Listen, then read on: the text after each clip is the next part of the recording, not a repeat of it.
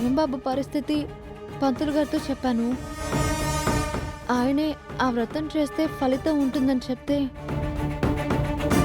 ఇంకేం ఆలోచించకుండా చేస్తానని చేసేసానత్తా. నువ్వు చేయటం తప్పని నిన్ను నిందించటం లేదు చామంతి. ప్రేమ్బాబుని నువ్వు నీ భర్తగా భావించబట్టే కదా తనని బతికించుకోవడానికి చేశావు. మనసులో ప్రేమ్బాబు మీద ఇంత ప్రేమని పెట్టుకొని నీలో నువ్వే నరకం అనుభవించటం దేనికన్నదే నా బాధ చామంతి.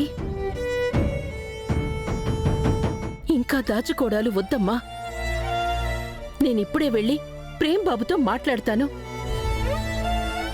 ఏదో ఒకటి చేసి మీ పెళ్లి చేసేస్తాను. ఆగత్తా, ఆగత్తా. ఏంటి చామంతి? ఇది సమయం కాదత్తా. ప్రేమ్బాబు పైన పడిన మచ్చ పోయేంత వరకు మనం ఎలాంటి నిర్ణయాలు తీసుకోకూడదు. అలా చేస్తే అయ్యగారు నిషామ్మకు మాటిచ్చిన దానికి వ్యతిరేకమవుతుంది. కరెక్టే, కాని నిషా చెప్తుంది నిజం కాదని మనం నమ్ముతున్నాం కదా చామంతి. మనం నమ్ముతున్నామత్తా, కానీ అది అబద్ధం అని ఇంట్లో వాళ్ళందరికీ నిరూపించాలి కదా.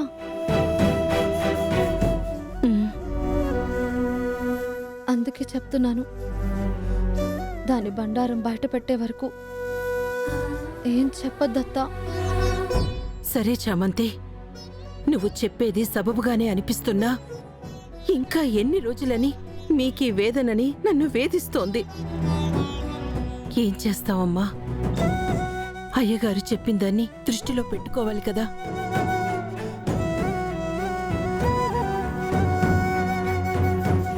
నన్ను క్షమించత్తా. ప్రేమ్బాబు ఏ తప్పు చేయలేదని నిరూపించాకే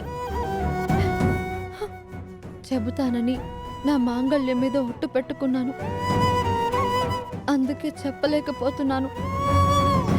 క్షమించు, క్షమించు ప్రేమ్బాబు.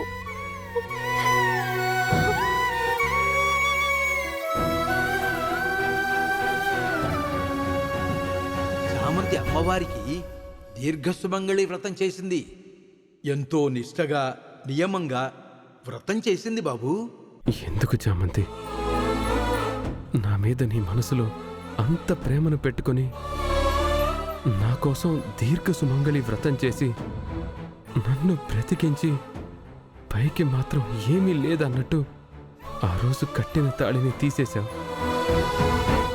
నాలో కలిగిన భావన నీలోనూ కలిగి ఉంటాయి కదా. అయినా ఎందుకు అలా చేశావు? ఇంత ఇష్టం పెట్టుకొని కూడా ఎందుకు నన్ను యాక్సెప్ట్ చేయవు? ఇంకా నేనేం చెయ్యాలి? నాలో నేనే కుమిలిపోవటం తప్ప నువ్వు కుమిలిపోతూనే ఉంటావు కదూ. కానీ చెప్పవే, చెప్పవు.